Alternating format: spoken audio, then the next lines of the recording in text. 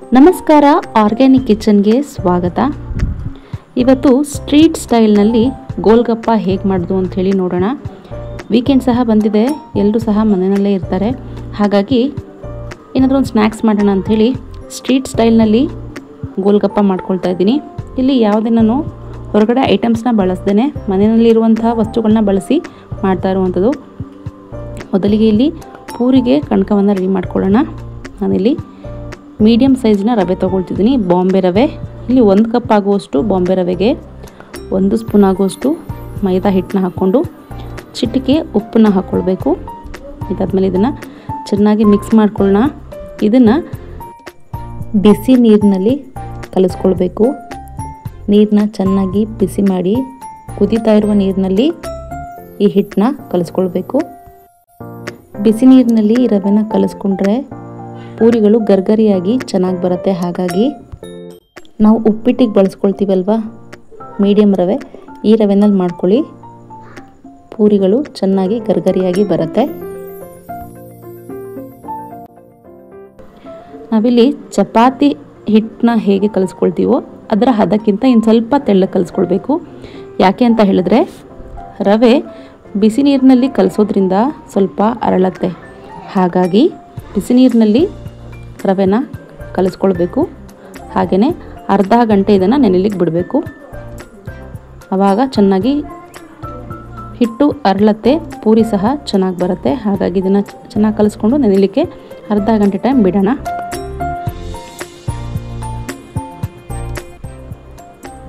ನೋಡಿ, ಇಷ್ಟು ತೆಳ್ಳಗಿದ್ರೆ ಸಾಕು. ಇವಾಗ ಇದನ್ನು ಒಂದು ಅರ್ಧ ಗಂಟೆ ಟೈಮ್ ರೆಸ್ಟ್ ಮಾಡಲಿಕ್ಕೆ ಇಡೋಣ.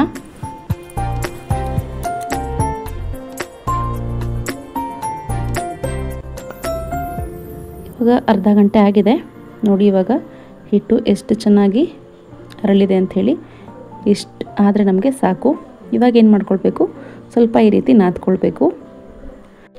ನಾದ್ಕೊಂಡಾದಮೇಲೆ ಇಲ್ಲಿ ಪೂರಿಗಳನ್ನ ರೆಡಿ ಮಾಡ್ಕೊಳ್ಳೋಣ.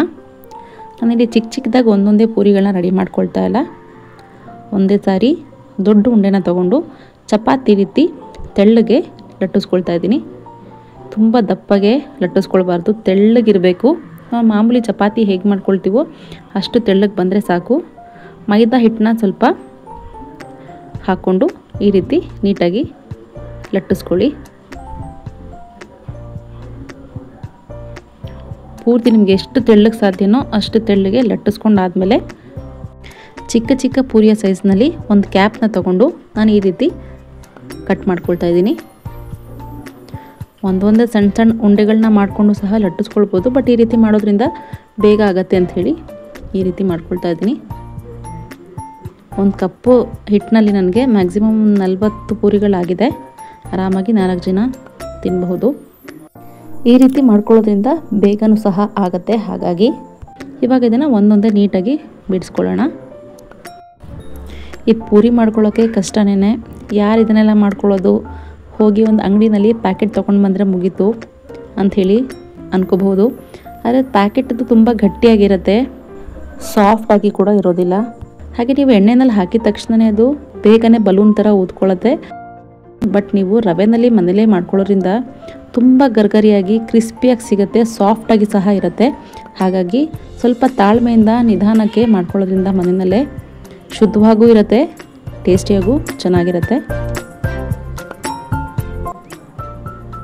ನೋಡಿ, ಈ ರೀತಿ ಬಿಡಿಸ್ಕೊಂಡಾದ್ಮೇಲೆ ನಾವು ಇದನ್ನು ಇಮ್ಮಿಡಿಯೇಟಾಗಿ ಎಣ್ಣೆಯಲ್ಲಿ ಬೇಯಿಸ್ಕೊಳ್ಬಾರ್ದು. ನೋಡಿ, ಇಷ್ಟು ತೆಳ್ಳಗೆ ಲಟ್ಟಿಸ್ಕೊಂಡಿರಬೇಕು. ಇವಾಗ ಏನು ಮಾಡಬೇಕು ಅಂತ ಹೇಳಿದ್ರೆ ಒಂದು ಬಟ್ಟೆನ ಹಾಸ್ಕೊಂಡು ಈ ರೀತಿ ಒಂದೊಂದೇ ಹಾಕ್ಕೊಳ್ತಾ ಹೋಗಬೇಕು. ಈ ರೀತಿ ನಾವು ಎಲ್ಲ ಹಿಟ್ಟನ್ನು ಲಟ್ಟಿಸ್ಕೊಂಡು ಈ ರೀತಿ ಕಟ್ ಮಾಡ್ಕೊಳ್ಳೋವರೆಗೂ ನಮಗೆ ಒಂದು 10 ನಿಮಿಷ ಆದರೂ ಆಗುತ್ತೆ. ಹಾಗಾಗಿ ಒಂದು ಕಡೆಯಿಂದ ಹಾಕ್ಕೊಂಡು ಬಂದರೆ ಮತ್ತೆ ನಾವು ಎಲ್ಲಿಂದ ಸ್ಟಾರ್ಟ್ ಮಾಡ್ಕೊಂಡಿರ್ತೀವೋ ಅಲ್ಲಿಂದನೇ ಎಣ್ಣೆಗೆ ಹಾಕ್ಕೊಂಡು ಬರೋಕ್ಕೂ ಶುರು ಮಾಡ್ಕೊಳ್ಬೇಕು. ಒಂದು 10 ನಿಮಿಷದವರೆಗೆ ಇದು ಹೀಗೆ ಇರಲಿ, ಏನೂ ಆಗೋದಿಲ್ಲ. ಇವಾಗ ಎಲ್ಲ ಲಟ್ಟಿಸ್ಕೊಳ್ಳೋವರೆಗೂ ಒಂದು 10 ರಿಂದ 15 ನಿಮಿಷಗಳಿಗೆ ಆಗಿದೆ. ಇವಾಗ ನಾವೆಲ್ಲಿ ಮೊದಲು ಹಾಕ್ಕೊಂಡಿದ್ದೀವೋ ಅದನ್ನು ಮೊದಲಿಂದ ಹಾಕ್ಕೊಳ್ಬೇಕು. ಮೇಲೆ ಹಾಕಿರುವಂಥ ಭಾಗ ಹೀಗೆ ಮೇಲ್ಗಡೆ ಬರಬೇಕು. ಹೀಗೆ ಹಾಕೋದ್ರಿಂದ ಪೂರಿ ನೀಟಾಗಿ ಉಬ್ಬಿ ಬರುತ್ತೆ. ನಾವು ಪ್ಯಾಕೆಟ್ನ ಪೂರಿ ಹಾಕುವಾಗ ಅದು ಆಟೋಮೆಟಿಕ್ಕಾಗಿ ಉಬ್ಕೊಳ್ಳುತ್ತೆ. ಆದರೆ ನಾವು ಮನೆಯಲ್ಲೇ ಮಾಡಬೇಕಾದ್ರೆ ನಾವು ಒಂದು ಪೂರಿ ಹಾಕ್ಕೊಂಡು ನಾವೇ ಈ ರೀತಿ ಉಬ್ಬಿಸ್ಕೊಳ್ಬೇಕು. ಒಂದು ಪೂರಿ ಹಾಕ್ಕೊಳ್ಳಿ, ಉಬ್ಬಿಸ್ಕೊಳ್ಳಿ, ಆನಂತರ ಇನ್ನೊಂದು ಪೂರಿ ಹಾಕ್ಕೊಂಡು ಈ ರೀತಿ ಉಬ್ಬಿಸ್ಕೊಳ್ಳಿ. ಒಂದೇ ಸರಿ ಎಲ್ಲ ಪೂರಿನೂ ಹಾಕ್ಲಿಕ್ಕೆ ಹೋಗಬೇಡಿ. ಮತ್ತು ಇನ್ನೊಂದು ಏನಂತ ಹೇಳಿದ್ರೆ ಫ್ಲೇಮ್ ಹೈ ಫ್ಲೇಮ್ನಲ್ಲಿ ಇರಬಾರ್ದು. ಮೀಡಿಯಮ್ ಫ್ಲೇಮ್ಗಿಂತ ಕಮ್ಮಿ ಇದ್ದರೂ ಪರವಾಗಿಲ್ಲ. ನಿಧಾನಕ್ಕೆ ಇದನ್ನು ಫ್ರೈ ಮಾಡ್ಕೊಳ್ಬೇಕು. ಈ ರೀತಿ ಹೈ ಫ್ಲೇಮ್ ಇತ್ತು ಅಂತ ಹೇಳಿದ್ರೆ ಪೂರಿ ಬೇಗ ಕಪ್ಪಗಾಗತ್ತೆ. ಹಾಗೆಯೇ ಎಣ್ಣೆಯಿಂದ ತೆಗ್ದಾದ್ಮೇಲೆ ಸಾಫ್ಟಾಗಿ ಆಗುತ್ತೆ. ನಾವು ಮಾಮೂಲಿ ಬ್ರೇಕ್ಫಾಸ್ಟಿಗೆ ಪೂರಿ ಮಾಡ್ಕೊಳ್ತೀವಲ್ವ, ಆ ರೀತಿ ಸ್ಮೂತ್ ಆಗಿಬಿಡುತ್ತೆ. ಹಾಗೆ ಮಾಡಬಾರ್ದು. ಮೀಡಿಯಮ್ ಫ್ಲೇಮ್ನಲ್ಲಿ ಒಂದೊಂದೇ ಪೂರಿಗಳನ್ನ ಹಾಕ್ಕೊಂಡು ಈ ರೀತಿ ನಾವೇ ಉಬ್ಬಿಸ್ಕೊಳ್ಬೇಕು. ಒಂದಾದ್ಮೇಲೆ ಒಂದು ಹಾಕ್ಕೊಳ್ತಾ ಹೋಗಬೇಕು, ಒಂದೇ ಸರಿ ಹಾಕ್ಕೊಳ್ಬಾರ್ದು. ನೋಡ್ತಾ ಇದ್ದೀರಲ್ವ, ನಿಧಾನಕ್ಕೆ ಮಾಡ್ಕೊಳ್ಬೇಕು. ತಾಳ್ಮೆ ಇದ್ದರೆ ಮಾತ್ರನೇ ಪೂರಿ ಮಾಡ್ಕೊಳ್ಳಿಕ್ಕೆ ಸಾಧ್ಯ. ನೀವು ಅರ್ಜೆಂಟ್ ಮಾಡ್ತು ಅಂತ ಹೇಳಿದರೆ ಪೂರಿಗಳೆಲ್ಲ ಕಪ್ಪಗಾಗೋಗುತ್ತೆ. ಇಲ್ಲ ಅಂತ ಹೇಳಿದ್ರೆ ಅರ್ಜೆಂಟ್ ಮಾಡಿ ತೆಗೀತು ಅಂತ ಹೇಳಿದರೆ ತೆಗ್ದಾಗಿದ್ದು 10 ನಿಮಿಷಕ್ಕೇ ಪೂರಿ ತಣ್ಣಗಾಗುತ್ತೆ, ಗರ್ಗರಿಯಾಗಿ ನಿಮಗೆ ಸಿಗೋದಿಲ್ಲ.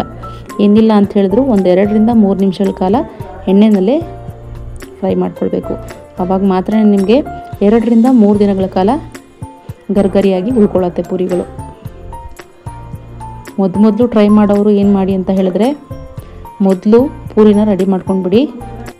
ಅದಾದಮೇಲೆ ಗೋಲ್ಗಪ್ಪ ಮಸಾಲೆನ ರೆಡಿ ಮಾಡ್ಕೊಳ್ಳಿ. ನೋಡ್ತಾ ಇದ್ರಲ್ವ ಎಷ್ಟು ಚೆನ್ನಾಗಿ ಉಬ್ಬಿ ಗರ್ಗರಿಯಾಗಿ ಬರ್ತಾ ಇದೆ ಅಂಥೇಳಿ. ಈ ರೀತಿ ನಿಧಾನಕ್ಕೆ ಮೀಡಿಯಮ್ ಫ್ಲೇಮ್ನಲ್ಲಿ ಮಾಡ್ಕೊಳ್ಳಿ, ತುಂಬ ಚೆನ್ನಾಗಿ ಬರುತ್ತೆ.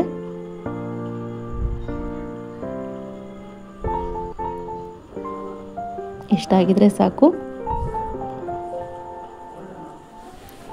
ಒಂದು ಕಪ್ಪಿಗೆ ನಿಮಗೆ ಆಲ್ಮೋಸ್ಟ್ 40-45 ಪೂರಿಗಳಾಗುತ್ತೆ. 4 ಜನ ಆರಾಮಾಗಿ ತಿನ್ನಬಹುದು. ಈ ರೀತಿ ಒಂದಾದ್ಮೇಲೆ ಒಂದು ಉಬ್ಬಿಸ್ಕೊಂಡು ಹಾಕ್ಕೊಳ್ಳಿ. ಎಲ್ಲ ಪೂರಿಗಳು ಉಬ್ಬುತ್ತೆ, ಯಾವುದು ಕೂಡ ಫೇಲ್ ಆಗೋದಿಲ್ಲ. ನೋಡ್ತಾ ಇದ್ದೀರಲ್ವ ನೀವೇನೆ.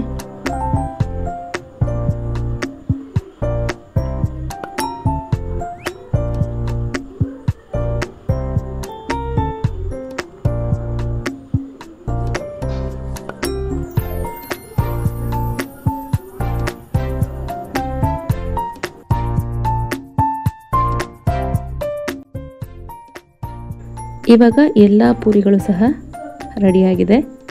ನೋಡ್ತಾ ಇದ್ದೀರಲ್ವಾ,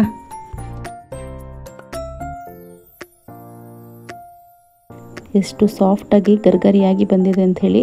ನೀವಿದೇ ಪ್ಯಾಕೆಟ್ ತೊಗೊಂಡ್ರೆ ನಿಮಗೆ ಇಷ್ಟು ಸಾಫ್ಟಾಗಿ ಬರೋದಿಲ್ಲ, ತುಂಬ ಗಟ್ಟಿಯಾಗಿರುತ್ತೆ. ಇಷ್ಟು ಸಾಫ್ಟಾಗಿ ನಿಮಗೆ ಬರೋಲ್ಲ. ಮನೆಯಲ್ಲೇ ರವೆನಲ್ಲಿ ಮಾಡ್ಕೊಳ್ಳೋದ್ರಿಂದ ಇಷ್ಟು ಚೆನ್ನಾಗಿ ಸಾಫ್ಟಾಗಿ ನಿಮಗೆ ಸಿಗುತ್ತೆ. ಗೋಲ್ಗಪ್ಪ ತಿನ್ನಬೇಕಾದ್ರೆ ನಿಮಗೆ ಮೇನ್ ಟೇಸ್ಟ್ ಕೊಡೋದೇ ಪೂರಿನಲ್ಲಿ ಇದು ಗರ್ಗರಿಯಾಗಿದ್ದರೆ ನಿಮಗೆ ಗೋಲ್ಗಪ್ಪ ಟೇಸ್ಟ್ ಕೊಡುವಂಥದ್ದು. ಹಾಗಾಗಿ ಇದನ್ನು ಮನೆಯಲ್ಲೇ ಒಂದ್ಸರಿ ಟ್ರೈ ಮಾಡಿ, ಚೆನ್ನಾಗಾಗತ್ತೆ.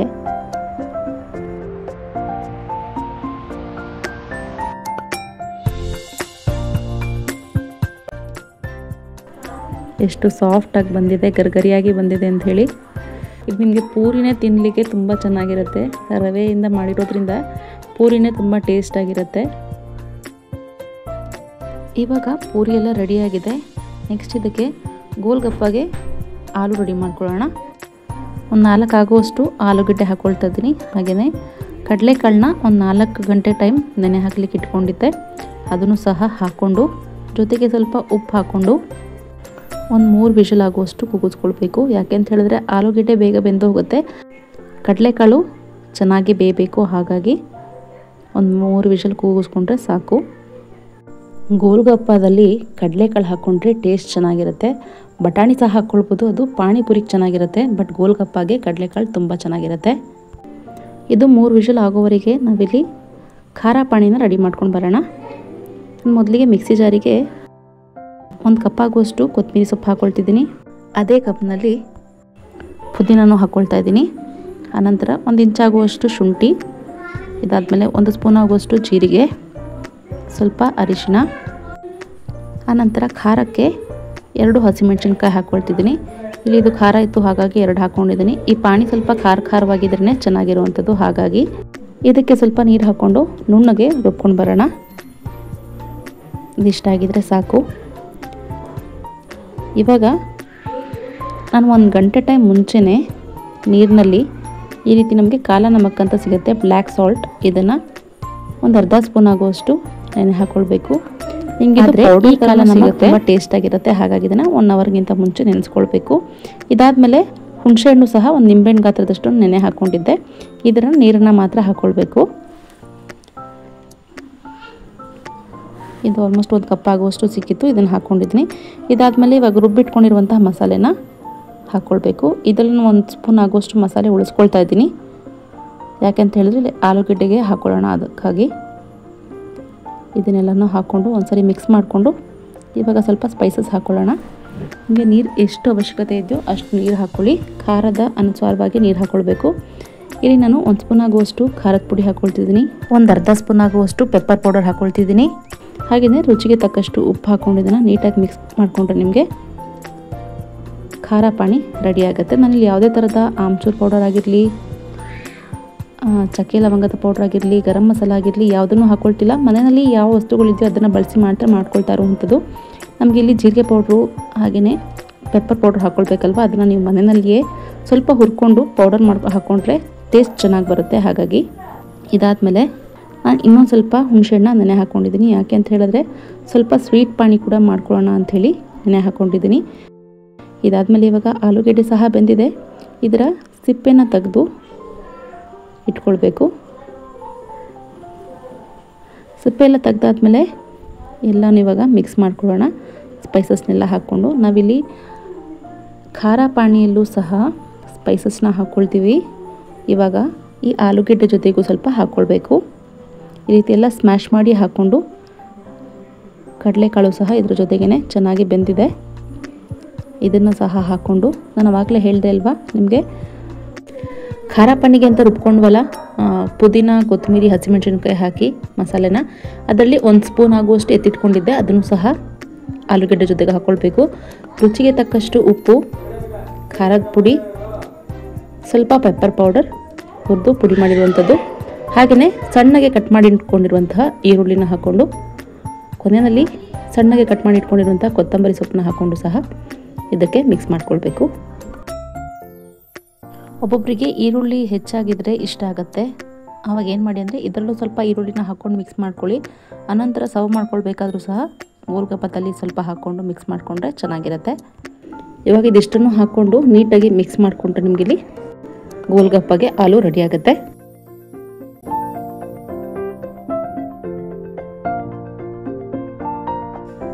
ಇದೆಲ್ಲ ಇವಾಗ ಚೆನ್ನಾಗಿ ಮಿಕ್ಸ್ ಆಗಿದೆ, ಗೋಲ್ಗಪ್ಪಗೆ ಆಲೂ ಕೂಡ ರೆಡಿಯಾಗಿದೆ. ಇವಾಗ ನಾನು ನೆಕ್ಸ್ಟು ಸ್ವೀಟ್ ಪಾನಿ ಮಾಡ್ಕೊಳ್ತಾ ಇದ್ದೀನಿ.